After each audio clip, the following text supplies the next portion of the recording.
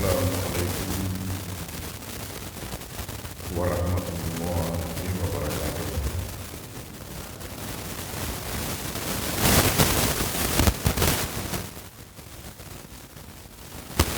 Bismillahirrahmanirrahim. Alhamdulillahirabbil alamin. Wassalatu wassalamu ala asyrafil anbiya'il mursalin Sayyidina Muhammadin wa ala alihi wa ashabihi wa atba'ihi ajma'in. Alhamdulillah bahwa pada subuh hari mubarak ini, di mana pengajian kita ini berlangsung, pada tempatnya lah kalau kita sama-sama kembali lagi dan tak henti-hentinya memanjatkan puji syukur kehadirat Allah Subhanahu wa Ta'ala, karena kita yakin dan percaya hanya atas limpahan rahmat, inayah, hidayah dan taufiknya jualan, sehingga kita masih dapat melangkahkan kaki kita ke tempat yang suci lagi mulia dan penuh berkah ini, sebagai perwujudan dari iman kita dan kehambaan kita kepada Allah Subhanahu wa Ta'ala, dengan kehadiran kita untuk melaksanakan salat jamaah subuh yang merupakan salat berjamaah yang paling afdal di antara 5 salat dalam sehari semalam. Alhamdulillah.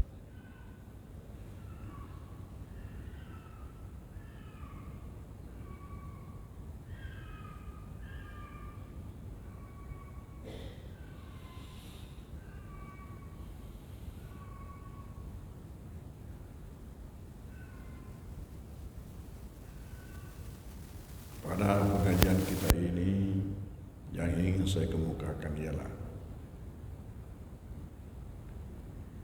setelah salat fardu, salat sunat apakah yang paling afdal?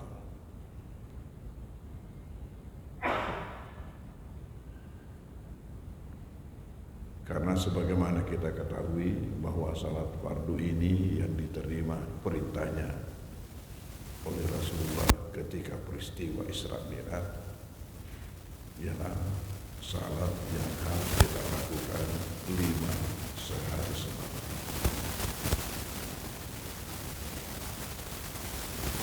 Selain daripada itu, semuanya adalah salat-salat sunat yang diantaranya telah kita bahas pada pengajian kita yang lalu berkaitan dengan salat-salat sunat pas sepi waktu. Tapi pertanyaan sekarang, yang mana yang paling afdal di antara semua salat sunat selain salat fardu? Salat sunat apa yang paling afdal?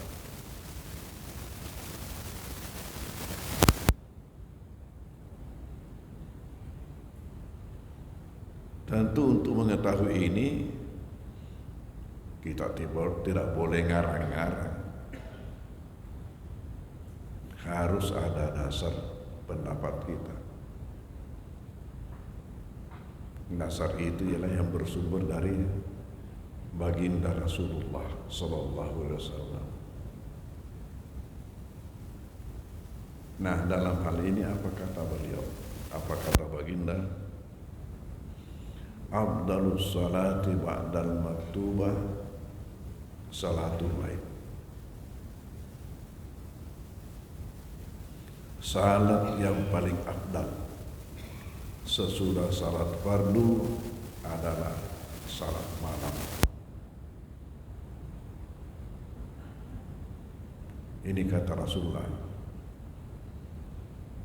Riwayat Imam Muslim dari sahabat Abu Hurairah. Afdalus salati ba'dal maktubah salatul lail. Salat yang paling afdal sesudah salat fardu ialah salat malam.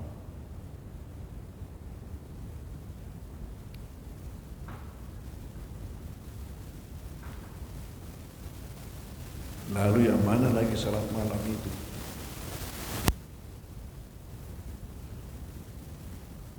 Di sini keterangan dari Rasulullah juga. Apa kata beliau? Riwayat Imam At-Tabrani, "Wa ma kana ba'da salatil isya'i wa huwa minal lail." Wa ma kana ba'da salatil isya'i fa huwa minal lail. Apa-apa salat yang dilakukan sesudah salat isya, maka itu termasuk salat malam. Termasuk salat malam. Salat sunnah yang dilakukan sesudah isya itu adalah termasuk salat malam.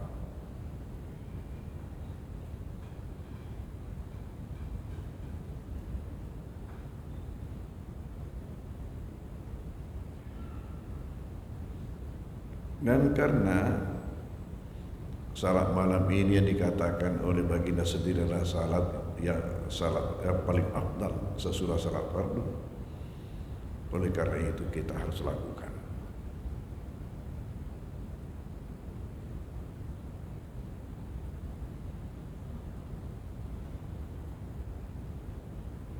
Dan saya kira kita semua yang hadir ini sudah melakukan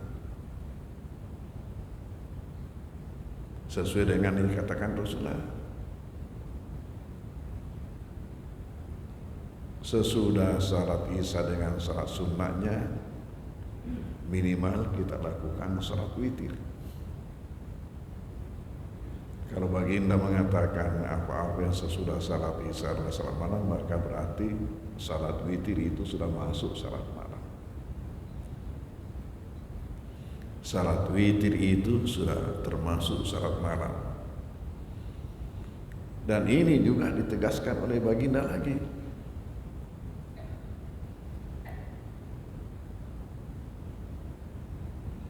Menurut riwayat Imam At-Tabrani, apa kata baginda? Alaikum bisalatil laili walau rak'ah. Nah, ini sudah menunjukkan secara langsung bahwa salat witir itu sudah masuk salat malam.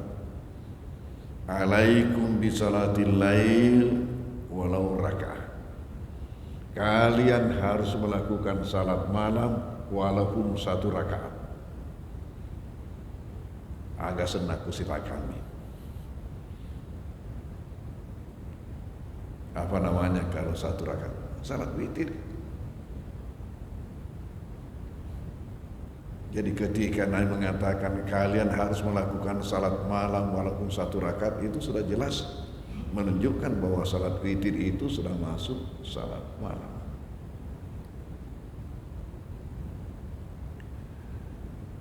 Persoalan, lainkah yang disebut salat malam dan lainkah disebut salat tahajud?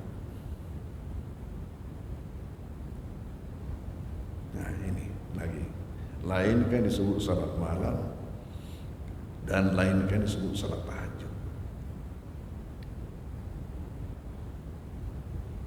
Tadi dikatakan semua yang kita lakukan sesudah salat isya itu sudah masuk salat malam. Dan kalau ini dilakukan setelah kita tidur lebih dahulu, nanti tengah malam baru bangun, maka salat malam itu diberi nama tahajud. Jadi tahajud itulah nama daripada salat malam yang kita lakukan setelah tidur baru dilakukan. Kalau tidak tidur lalu dilakukan, itu tidak bernama salat tahajud, hanya salat malam. Karena kata tahajud sendiri itu menunjukkan bahwa ini bangun tidur, diberikan sesuai dengan keadaannya, jadi penamaan. Ingat salat subuh dengan salat fajar, begitulah. Ingat salat duha dengan salat isyraq. Jadi sering suatu salat diberikan nama lain sesuai dengan kondisinya atau sesuai dengan waktunya.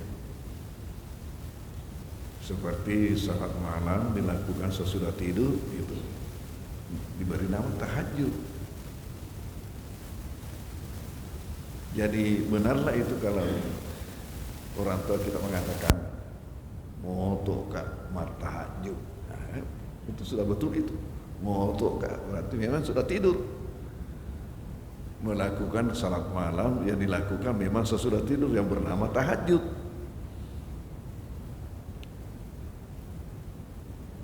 Dan itulah yang lebih afdal dari salat malam ini. Kita melakukan salat witir berarti kita sudah melakukan salat tahajud, sudah melakukan salat malam. Tapi nilainya akan tambah tinggi lagi apabila hal itu kita lakukan nanti setelah kita tidur.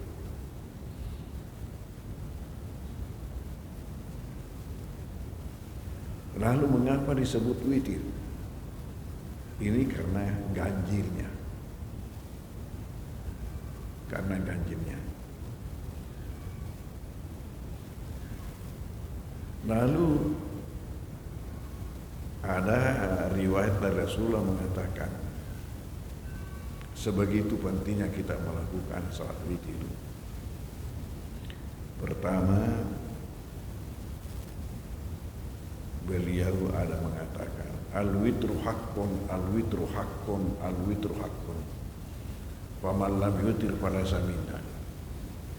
Witir itu adalah kewajiban. Witir itu adalah kewajiban. Witir itu adalah kewajiban. Barang siapa yang tidak berwitir maka bukan golongan kami. Hanya saja dalam riwayat-riwayat yang lain menunjukkan kepada kita bahwa tidak ada syarat yang wajib kecuali yang 5 dalam sehari semalam. Jadi makna ucapan Rasulullah tadi mengatakan witir itu wajib, witir itu wajib, sebenarnya tidak menunjukkan wajibnya, hanya menunjukkan begitu pentingnya kita lakukan. Sama juga dengan ucapan Nabi yang mengatakan mandi pada hari Jumat itu wajib. Mandi pada hari Jumat itu wajib. Padahal di dalam syarat wajibnya mandi tidak termasuk hari Jumat. Tidak termasuk. Yang menyebabkan orang wajib mandi kalau junub, menyebabkan orang wajib mandi habis haid, menyebabkan orang mandi habis melahirkan, menyebabkan orang mandi ya habis darah nifas, mewajibkan mandi orang mati. Tidak ada bahwa hari Jumat wajib. Tapi mengapa Nabi ada mengatakan seperti itu? Jadi terkadang ada Nabi menyebutkan sesuatu, menyebut wajib padahal maknanya tidak wajib, hanya untuk menekankan begitu pentingnya kita lakukan.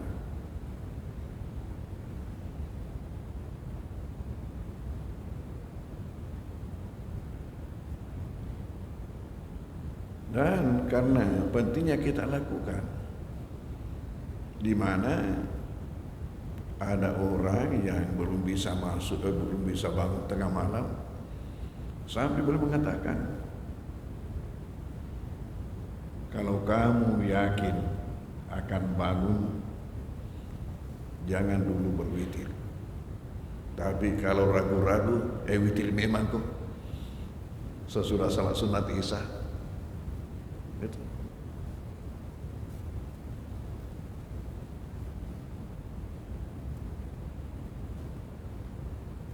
Lalu kalau kita nanti tengah malam baru bangun melakukan tahajud, berapa rakaat keseluruhannya? Yang dilakukan oleh Rasulullah yang masyhur itu adalah 8 tambah 3. Dalam hal ini yang 8 itu sebagai salat tahajudnya dan yang 3 itu sebagai witirnya.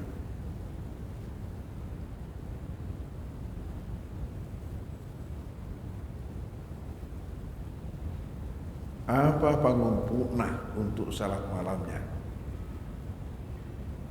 untuk salat tahajudnya? Nabi tidak menjelaskan, tetapi yang disebutkan itu banyaknya ayat yang dibaca. Semakin banyak semakin bagus. Semakin banyak semakin bagus. Sampai perhitungan ada mulai dari 10 ayat, 100, 200, 400, 500, 600, 800, 1000 ayat. Itu. Tetapi untuk witirnya sendiri adalah sabih, kuliah, dan kul-kul.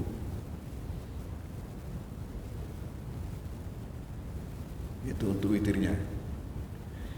Makanya kepada imam tarawih, tolong diingat, terkadang ada imam tarawih ketika salat witir orang tetap Quran lompoh dipakai, nanti kuruhannya sendirian baru kul. Tidak membaca sabih dengan kuliah. Padahal itu satu set, satu paket itu. Sabih, kuliah dengan kuluan. Apakah dilakukan secara bersambungan atau bisa 2 tambah 1? Nabi ada melakukan itu. Nabi ada.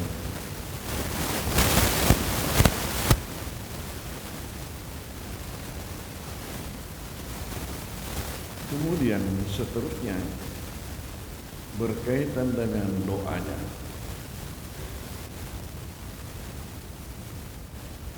Sering saya dengar imam-imam witir itu kalau Ramadan membaca doa witir. Hanya saya tidak menemukan itu dasarnya dari Rasulullah yang dibaca itu. Sementara ada doa dari Rasulullah. Oleh karena itu saya tawarkan kepada jamaah di Masjid Raya, kita sudah sampaikan, sudah dibagi-bagi doa yang dibaca sesudah kita salat malam plus witir. Karena Nabi hanya nyambung itu, tidak terpisah doa salat malamnya dengan witirnya. Nanti setelah selesai semua baru baca.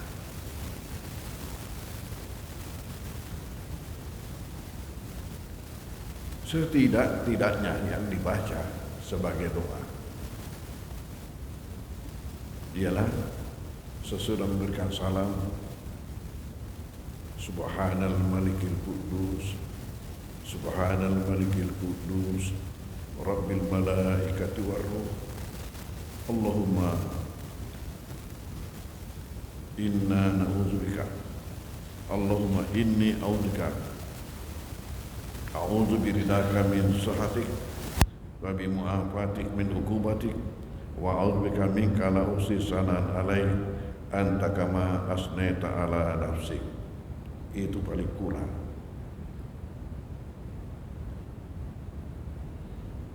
Nah, yang biasa saya dengar dibaca imam-imam witir itu kalau Ramadan, Betul, subhanal malikil kudus awalnya, subhanal malikil kudus, subhanal malikil kudus, tapi sambungannya subuhun kudus rabbuna wa rabbul malaikati waruh. Itu adalah zikir Nabi waktu ruku dan waktu sujud, bukan salat witir.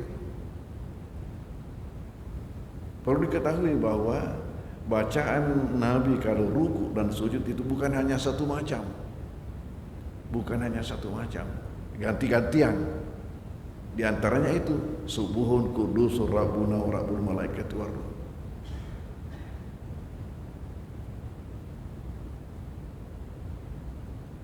Tetapi yang dianjurkan untuk dibaca umatnya itu subhana rabbil azim atau subhana rabbil azim wa bihamdi. Lalu yang dibaca minimal 3 kali, di mana dalam salah sebuah hadis beliau mengatakan 3 itu adalah bilangan banyak yang sedikit. 3 itu bilangan banyak yang sedikit. Artinya paling tidak disebut banyak 3 kali. Paling tidak disebut banyak 3 kali. Jadi itu. Ya, selain daripada ini ternyata banyak lagi model-model zikir dibaca Nabi pada ruku. Insyaallah nanti kita akan jelaskan.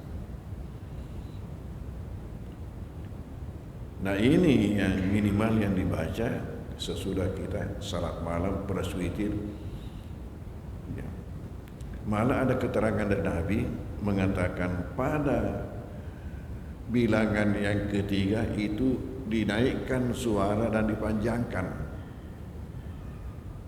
Dinaikkan suara dan dipanjangkan. Jadi kalau kebetulan saya membaca ini, begini gaya saya. Subhanal malikil kudus, subhanal malikil kudus, subhanal malikil kudus,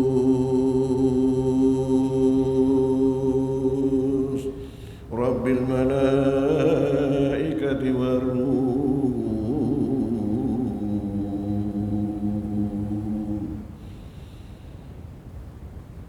Allahumma inna na'udzu biridaka min sahatik wa bimu'afatik min uqubatik wa na'udzu bika minka la nuhsi sana'an 'alaik anta kama asnaita 'ala nafsik. Lalu ada lagi tambahan doa sesudah itu kalau kita mau tambah, tapi itulah minimal. Itulah minimal.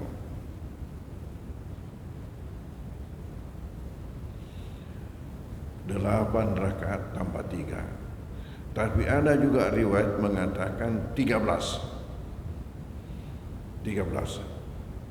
Menurut pandangan saya 13 itu karena ditambah dengan 2 rakaat sebelumnya. Karena begini, ada salat sunat yang dilakukan sebelum salat tahajud sebagai pembuka. Memang namanya salat iftitah. Jadi perlu tahu, ada doa iftitah, ada salat iftitah. Doa iftitah yang kita baca setiap salat sesudah takbir ihram. Allahu akbar kabira wa katsira wa subhanahu berkata wasila. Itu doa iftitah. Tapi ada salat iftitah, yaitu apa? Salat pembuka daripada salat malam, di mana itu dilakukan dengan gerakan dan bacaan yang pendek sebagai pemanasan menghadapi salat tahajud. Karena tadi ini salat tahajud afdalnya paling banyak ayat dibaca, berarti paling banyak, paling panjang, paling bagus. Malah ada hadis yang menunjukkan nilai-nilainya itu masing-masing. Sehingga saya katakan kalau Nabi melakukan dengan salat iftitahnya menjadilah 13. Kalau Nabi tidak melakukan itu salat iftitahnya, maka hanya 11 rakaat. Ini berkaitan dengan salat malam dan sekaligus salat tahajud, salat witir. Nanti doanya ini ya bagaimana, boleh difoto barangkali, ya difoto baru diperbanyak. Ya. Dan di sini saya buat 2 macam. Artinya apa? Satu yang kita baca kalau kita salat sendirian, satu untuk imam. Karena kalau kita jadi imam, doanya itu adalah berubah dari mufrad dijamakkan.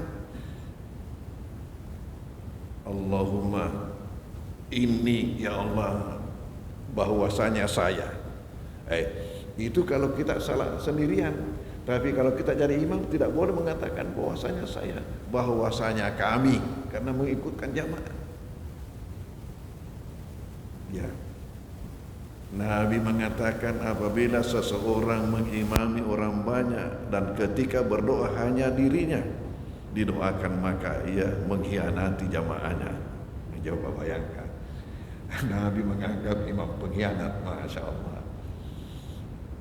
Itulah maka kalau kunut Allahumma hdina, itu kalau imam. Kalau sendirian Allahumma hdini fi man hadait wa afini. Ya, kalau imam wa afina. Begitulah doa-doa yang lain. Doa-doa yang lain begitu. Kalau jadi imam harus dinyamakan supaya jangan jadi imam pengkhianat. Jadi bagaimana nanti ini mungkin nanti dipoto ya. Dan untuk tambahan pengajian kita subuh hari ini, bahwasanya insya Allah besok tanggal 11 Januari akan diadakan acara di pesantren kita di Mangkoso, acara penutupan milad pondok pesantren sekaligus dijadikan milad DDI yang ke-87. Telah dibuka tempo hari pada tanggal 21 Desember tahun lalu. Tahun lalu. Yang akan ditutup besok. Kegiatannya berlangsung 3 minggu dari 21 Desember sampai 11 Januari besok penutupan. Barangkali di antara hadirin hadirat ada yang berkesempatan untuk datang jalan-jalan ke pesantren, maka silakan kami undang. Ya. Terutama ini si Anu ini Umuhani, ini anak Umuhani. Pak Haji hadir. Kufarlui pacu imatu korwengi. No. Ini alumni kita. Ya. Alumni di Mangkoso ini dan tinggal di rumah bersama-sama dengan saudara-saudaranya. Berapa orang itu? Kakaknya namanya Samsul ya. Baru dia ada lagi namanya Agus. Tuh. Semuanya tinggal di rumah. Kok setelah dia selesai lalu tinggalkan Mangkoso tidak pernah pulang-pulang melihat-lihat bagaimana pesantrennya sekarang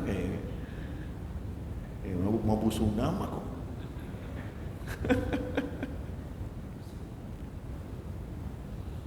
Ya, itu akan dilaksanakan di kampus 3. Kampus 3 itu adalah hibahnya tempo hari Bupati kita Andi Pamadan Rukah Bapak Nyompa. Sebelumnya itu adalah hibah dari Bupati kita Andi Mansur Sultan. Andi Mansur Sultan yang untuk kampus 2 Tonrongnya, yang sekarang ini kita kembangkan dengan wakaf. Akabakap lagi acueki berwakaf. Karena inilah amalan yang paling tinggi pahalanya, dan inilah amalan yang paling memperkaya seorang hamba nanti di hari kemudian. Kalau kisah gitu, dek gagah tahu elok kasih asih. Sementara inilah amalan yang paling memperkaya di hari kemudian. Dan wakafnya sangat murah. Saya kira kita tidak menemukan wakaf semurah ini. Bagaimana itu harga tanahnya itu? Karena kita kembangkan kampus ini yang diberikan dulu oleh Adik Mansur Sultan almarhum. Kebolaan aja kue. Ya, kalau tidak salah itu yang nomor 27. Yang persimpangan Simpang 3 itu, ya. Bolanya yang nggak ada orang menerima kue.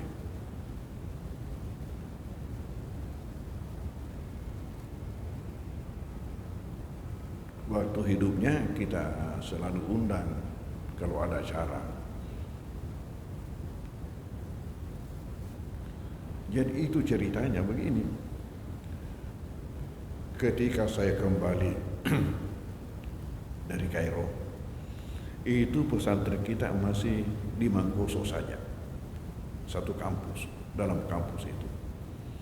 Ketika saya pulang, suatu ketika Allah memperlihatkan kepada saya tanda-tanda bahwa pesantren ini akan maju, dan kalau maju tidak muat Mangkoso. Sementara di Mangkoso tidak bisa lagi dikembangkan karena sudah dikerumuni perumahan masyarakat. Jadi saya naik menghadap Bupati menyampaikan hal ini. Ini Adik Mansur Sultan. Apa kata beliau? Carilah di sekitar Mangkoso kalau ada diketemukan tanah pemerintah. Kami siap bantu. Tapi kalau tidak ada hanya tanah masyarakat, maka pesantrenlah yang berurusan dengan masyarakat. Kembali tanya-tanya masyarakat, gampang gak kue tanah pemerintah macawe-cawe boleh Mangkoso? Masyarakat menunjukkan itu tondronge, ya rasa tondronge tanah hehemu pak. Makutoro Bulu Lampang, tanah hehemu pak. Apa yang dimaksud masyarakat tanah hehe? Rupanya yang dimaksud tanah hehe itu tanah pemerintah. Tapi mengapa mengatakan tanah hehe? Karena itu yang tertulis dalam buku rinci petanya tanah-tanah itu. Buku rinci namanya yang dibuat oleh pemerintah Belanda.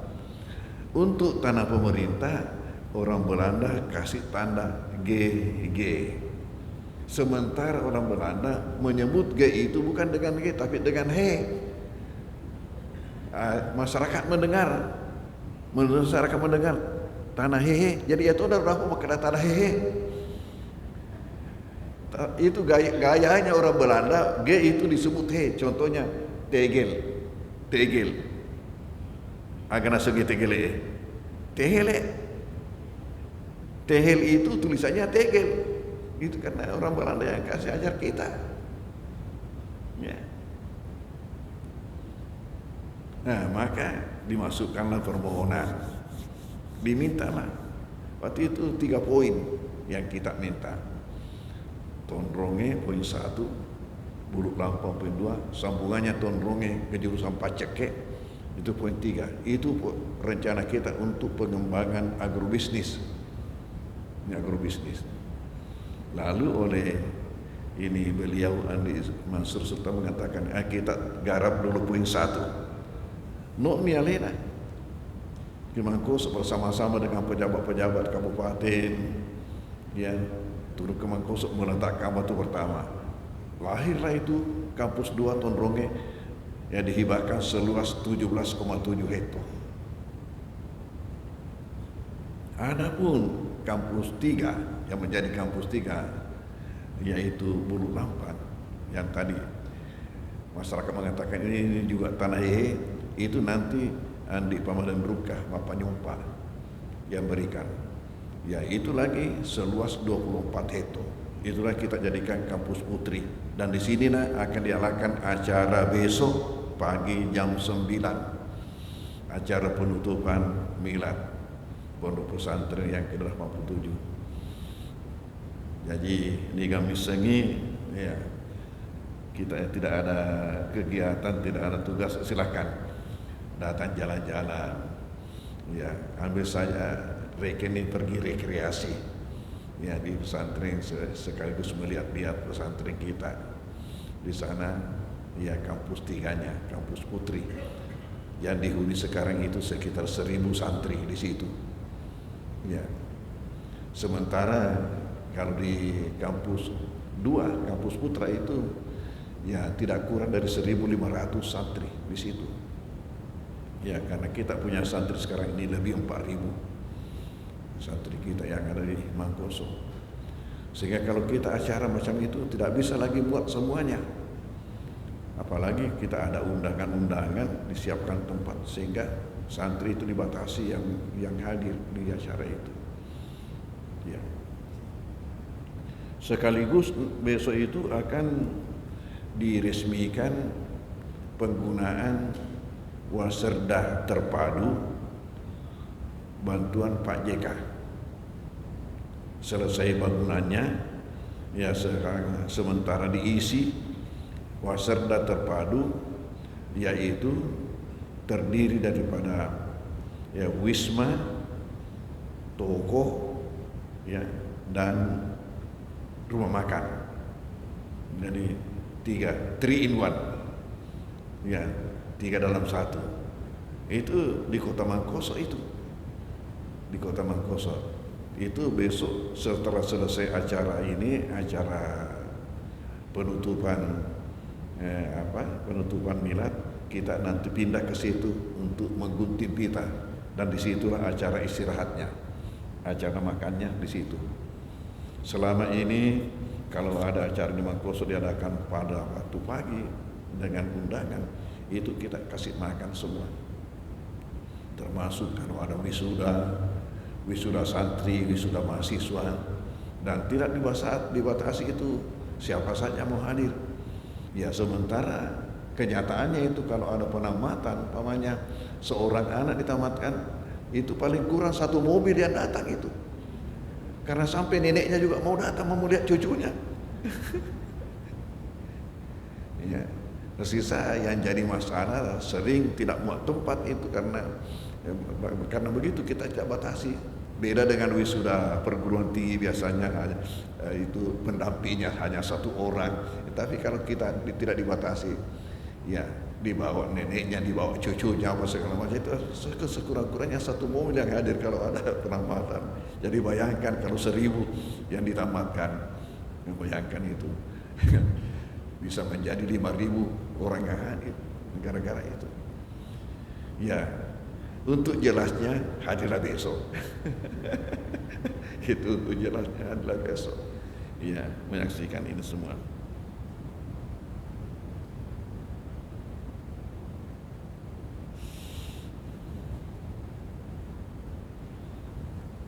Jadi siapa yang bisa foto ini untuk diadukan kepada yang lainnya.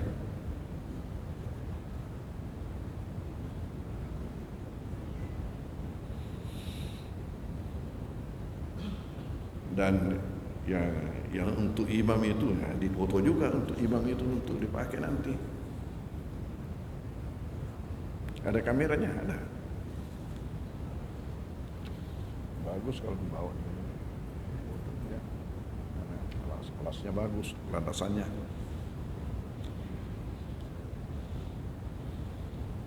Jelas sih, jelas ya.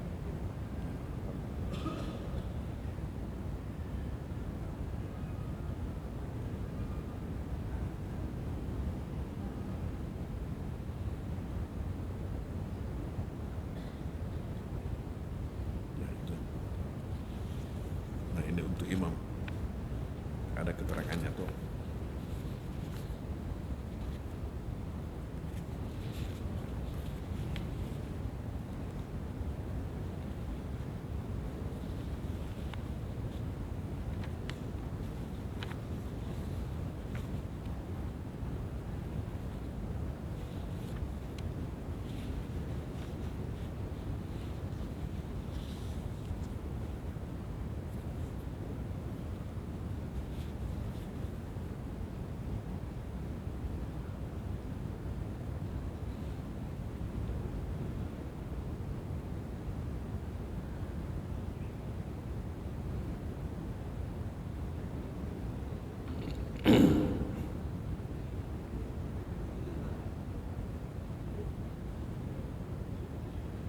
Subhanal Malikil Qudus.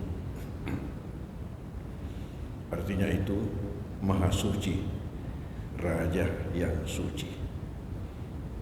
Rabbil Malaikati Waruh, Tuhan malaikat dan Jibril, Ruh. Allahumma, ya Allah, inni a'udzu biridaka, bahwasanya saya memohon dengan ridamu, min sahatika, dari murkamu, memohon perlindungan. Saya ini memohon perlindungan dengan ridamu dari murkamu, wa bi mu'afatik min uqubatik, dan dengan maafmu daripada siksamu. Wa a'udzubika minka, dan saya minta perlindungan dengan kebesaranmu dari azabmu. La usi sanan alaik, saya tidak mampu menghitung pujian kepadamu, kama asnaita ala nafsik, sebagaimana yang engkau, sebagaimana pujianmu terhadap dirimu. Nah, itu artinya itu yang minimal dibaca. Tetapi tambahannya ini bisa menjadi yang dikatakan orang tua kita itu cenindara. Ini masih ingat, orang tua-tua ini pasti ingat namanya cenindara.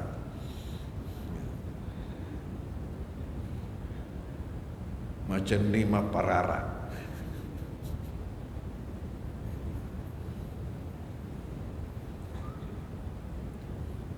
Terutama bagi perempuan. Allahumma ajal fi qalbi nura, ya Allah jadikanlah dalam hatiku cahaya. Wa fi basari nura, di dalam pendengaran penglihatanku cahaya. Wa fi sam'i nura, di dalam pendengaranku cahaya. Wa fi lisani nura, dan di lidahku cahaya. Waj'al fi nafsi nura, dan jadikanlah cahaya pada diriku. Wa addim li nura, dan besarkanlah cahaya yang ada pada diriku. Waj'alni nura, jadikanlah aku cahaya. Coba, mari kita nama pacar nindara. Wa ayyamini nura, di sebelah kananku cahaya. Wa anshimali nura, di sebelah kiriku cahaya. Wa fauqi nura, di atasku cahaya. Wa tahti nura, di bawahku cahaya. Wa amami nura, di depanku cahaya. Wa khalfi nura, di belakangku cahaya. Waj'al li, dan jadikanlah buatku yaumal qiyamah, pada hari kiamat, nura, cahaya. Hingga mata pamatu diri. Itu tambahannya. Yang menjadi masalah ini kalau kita mau hafal, irul buka pasti kata-katai. Ya. Tapi kalau kita rajin membaca lama-lama dia apa? Sama dengan itu. Ya, apa namanya, doa yang dibaca kalau kita keluar rumah. Ya, dulu itu saya buatkan stiker, insyaallah nanti akan diperbanyak itu. Sisa ditempelkan di belakang pintu. Setiap kita mau keluar rumah baca, setiap kita mau keluar rumah baca.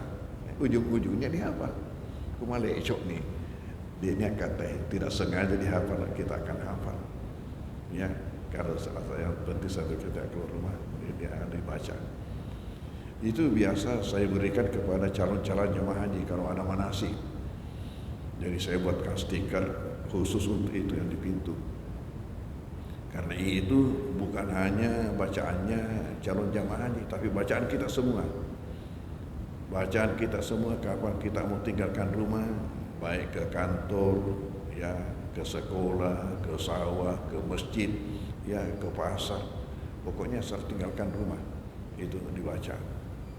Kata Rasulullah, kamu akan dilindungi oleh Tuhan, dilindungi oleh Tuhan kalau kamu baca itu.